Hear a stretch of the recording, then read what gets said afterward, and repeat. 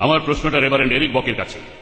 দয়া করে আমাকে বলেন যে যীশু খ্রিস্ট তিনি তার জীবদ্দশায় কখনো কি এই কথাটা বলেছেন যে তিনি ঈশ্বরের পুত্র? যীশু কখনো কি এই কথা বলেছেন? বাইবেল থেকে এমন উদ্ধৃতি দেন। আপনার এই প্রশ্নের উত্তরে বলি, সিজেরিয়া ফিলিপিতে যেখানে যিশু তার শিষ্যদেরকে বলেছিলেন, তোমরা কি ভাবো যে আমি কে, আমার পরিচয় কি? তখন পিটার সে বলল, আপনি হলেন জীবিত খ্রিস্ট, অর্থাৎ ঈশ্বরের পুত্র। তারপর যীশু খ্রিস্ট তখন বললেন যে তিনি ঈশ্বর। না, আপনি আমার প্রশ্নটা বুঝতে পারেননি।